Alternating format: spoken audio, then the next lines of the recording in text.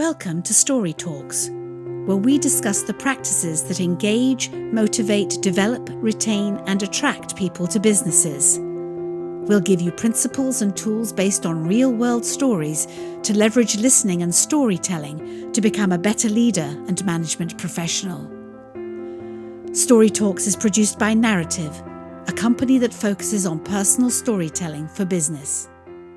Welcome to Leadership Story Talks. In this podcast, myself, Jerome DeRoy, and Julienne Ryan discuss ways in which we can create more engagement in our lives, especially at work. There are more people who identify as disengaged at work than there are who say that they feel engaged. We come from Narativ, which is a company that focuses on engaging businesses and their audiences through the power of listening and storytelling, employing a 7-step method to do so.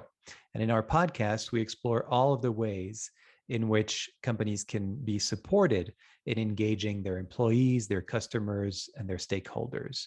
And today we're going to have a special episode, a short one, because it's just me and Jules, and we don't have a guest today, but we wanted to mark the occasion because it's been exactly a year since our very first episode. And so congratulations, Jules. Let's give ourselves a pat back. With coffee. It's a joke here. Okay. But yeah, congratulations to us for having done this for a year, and thanks to our listeners for sticking with us and listening to us. Our listenership has grown over this last year, and we wanted to really just kind of go back in time and look at what were we talking about a year ago and how have things changed. So when I looked up, Jules, I saw that our very first one was about knowledge transfer in a remote workplace, because at the time in October 2021, we were definitely, I remember very well that some of our clients were saying, we're considering going back to work now officially and asking people to come back to work. What's your advice on what to do? And so we have things to say, you and I, about that. And then of course, I think after that was the Omicron wave, which sort of again, I mean, those same clients I remember were like, well, what do we do now? So clearly that's when I think there was a realization that things were here to stay in terms of remote work, hybrid work, and what's the right thing to do, and what are the benefits and downsides of being remote or being hybrid or being completely in person. It's true. It's amazing. It's seems like a blur since we started to talk about that a few months ago. It felt like there's a slip a few years ago. That's what it's felt like. So. That's right. Yeah, I know. A year feels like 5. But and it's interesting because now there's a new, different crises happening around the world. Nothing's really, it's not like things have quieted down. But speaking of quieting, there is now this fairly new concept of quiet quitting. And I was just reading yesterday that there's now the concept of quiet firing. So, which I can explain a little bit, which is that apparently, and this was a trending article on LinkedIn with lots of people reading. So clearly it's a thing where managers, instead of outright calling out someone on their bad performance or whatever reason they may have to lay off someone, they'll just criticize the person so much and just be outright mean to them that the person themselves will resign without the manager having to have the tough conversation about what's going on in this relationship. And so that's apparently now quiet firing, and it's happening. Although if I go back to my own days, in the corporate world, it seems to me like there were a lot of managers who were acting that way. We're practicing that. Yeah, and I'm not sure it was about avoiding a tough conversation. I just think that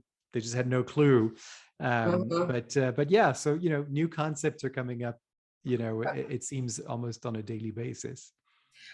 Well, it's not new concepts. I think some of those behaviors always existed, but then we embrace them with taglines. So we were talking before we got on this podcast, there's way too many cues. And I can say that as a Queens girl right now, it's the buzzword. So I think we should be advocating for quiet listening a lot more and maybe practicing that. So maybe our time is now, Jerome, to champion that phrase all over the place. But going back to your point about the quiet firing, I think those behaviors existed. I think they're just, we're looking at things with a little bit different lenses now. And that's something we should talk about, like the ability to give feedback, the ability to give direct and clear feedback earlier on the process, or to do thoughtful hirings are important, and not to take, forgive me, but a lazy way to deal with a situation or deal with something that maybe is not working. And there's always a core reason why. And as somebody who did a lot of employee relations, there's two sides to every story about when you're engaging and hiring people. So I think it takes time.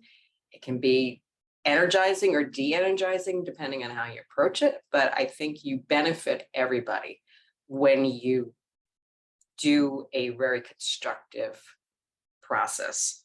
Your staff is watching. And if you're talking about engagement, they're watching how you're treating that person. I don't care what the personalities are like. They're watching and they're saying, there goes me if things don't go right. Thoughts? I love that. And I wonder actually if your idea of quiet listening isn't also a good kind of advice, right? For managers and leaders everywhere that are considering these decisions or having a tough time making these decisions, or are noticing, I mean, it takes some self-awareness, but those behaviors that you're talking about that have always been there. I wonder if maybe, the first step in noticing what your behaviors are is first about listening to yourself, and how do you, what are those behaviors that you might have that you're not aware of that are impacting everyone else? And maybe it's also eliciting feedback from others in terms of, hey, what do you think of me as a manager, as a listener? And I'm just going to sit back and listen to you tell me about that, as opposed to me being the one who's initiating my thoughts and reflections first, because that might sort of cue the person for talking a certain way, or reflecting in a certain way. If you're the first one to say what your reflections are, and it's kind of like, oh, well, you have permission to talk about this, but not about that. So I wonder if maybe that's where this idea of listening can also come in for managers and leaders, just to become a little bit more aware of their behaviors and actions and words. And I'm going to probably annoy a few people out there that are working really hard to do some amazing apps. And I'm not anti-app to engaging people, connected, etc.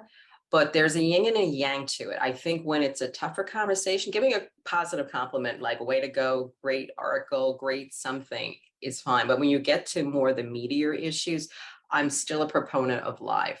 And I think that we still have to exercise those muscles about being uncomfortable, giving feedback, being clear, and we can't app our way through everything. So anybody wanted to reach out to us and talk about collaborating with apps, I'm good, but it should still be a live conversation. And this is also an opportunity why coming back into an office situation, when it makes sense to do those interactions in person and sitting together, will at least give you opportunities to look at nuances and have small and larger moments with that person and really spend some time. And I think it's you're spending time to save yourself time in the long run. This reminds me of our episode on psychological safety with Sana Sharat, where she was saying, that leaders need to learn how to ask questions, because a lot of times we're asking lazy questions, quote unquote. And so, and it's kind of full circle to what you were saying earlier, but really thinking about what are those questions that sort of open someone up, and the questions that will bring about some kind of new thinking, new information. So I would encourage our listeners to go back to that episode as well for some practical, recommendations on what those questions could look like.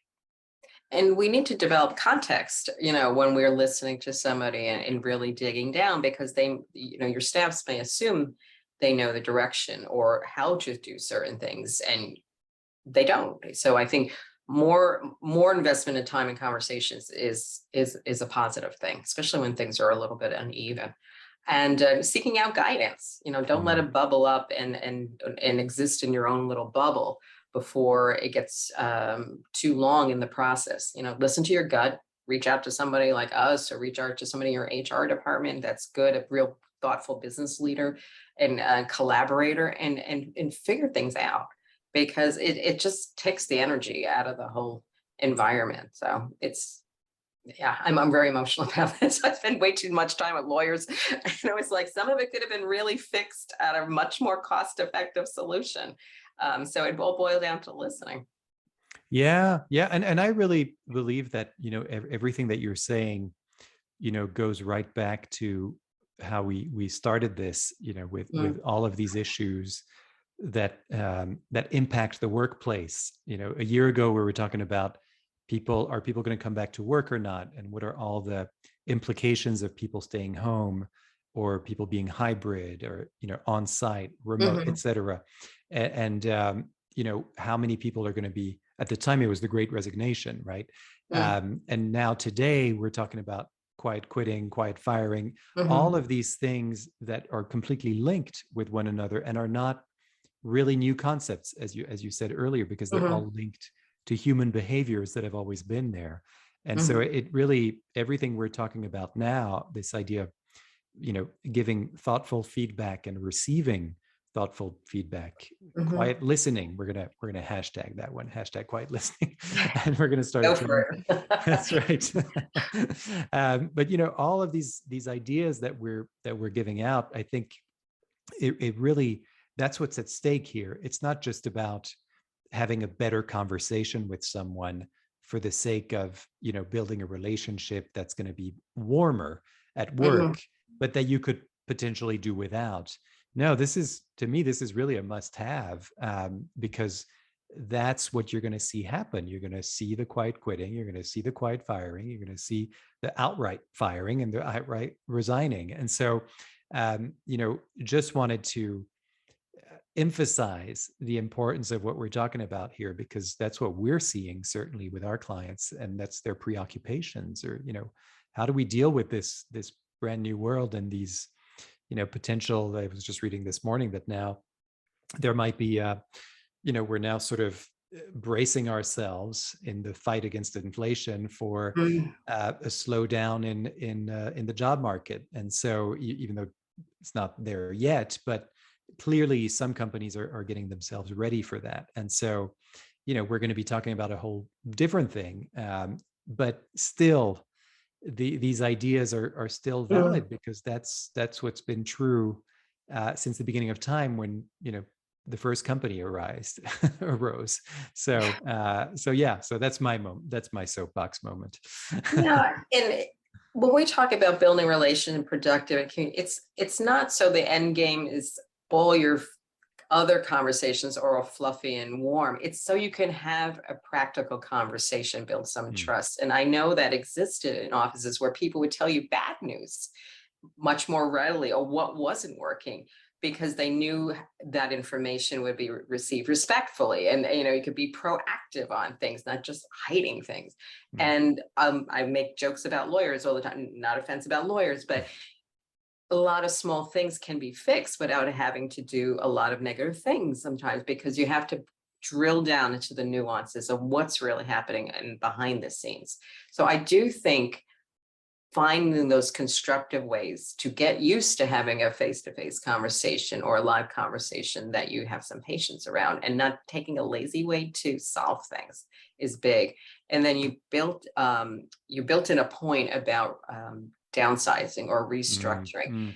And you can track all the big downsizings when recessions hit in the last 20 or 30 years. And then you watch the behaviors that happen afterwards, when people went to say, oh, it's time to rehire people. Oh, it's time to rehire those people's kids. And then you see some of the habits of why people will be happy to just quit and walk out the door without giving, respectful notice, et cetera, because they watched how their families were impacted. So how we do it now is going to impact what's going to happen 5 years from now. So it's just seasoned opinion there. Yeah. Well, thank you. I mean, I think that's a great note to end on. No, let's not end on a negative note about getting rid of people. Let's give them something to hope for. This is the whole why we do this work. Yes. No, you're right. You're right. I woke up in a gloomy mood, I guess. I shouldn't have read the newspaper this morning. Okay. Yeah. But no, what I will say though is, because I just love that message of drill down, don't be lazy, invest the time, and because it doesn't actually cost anything. I don't even have to say invest any money in it. It's investing time, and it's time for yourself. It's time for your company. It's time for your team. It's going to pay dividends, when you do that, and you will see some real results in those relationships, exactly as you said. And what about planning the conversation too? That's another big thing. Like people think they're just going to walk in and something's going to come out of their mouth and it's going to make sense. Usually not, because if you have emotional cues, it's going to probably trip you up. So sitting with somebody, planning it, being thoughtful and playing a different dimension. So how is this going to be received? What's going to be found? So the more you've got hot buttons, the more you should be practicing before you open your mouth and then thinking a little bit. So probably finding someone you trust to do that work with. It's helpful. We all need it when things get sticky. And if you're having any issues finding anyone, we're here. We're happy to quietly listen first, and then respond with some really practical actions and a load of opinions. Yes, exactly. Exactly. We've come back full circle. Anything else that we want to cover in our episode today? I think the quiet listening and feedback is the one thing I said, lead with that. When you boil down everything we do every day, this is the thing. That's what gets us further along in our relationships at work and in a better place too. Great. Wonderful. Well, as we said, if you out there, our listeners, have any issues that you want to discuss with us, and want to find out if we have any recommendations or advice or support, please visit our website, narativ.com, narativ.com, for information. And you'll also find lots of resources on how you can find, craft, and present the stories that are going to engage yourself and your audiences like really nothing else has before. So we're always ready to listen to you. And thank you for listening, and thank you for being a listener for a year now. We're excited to do this for at least another year.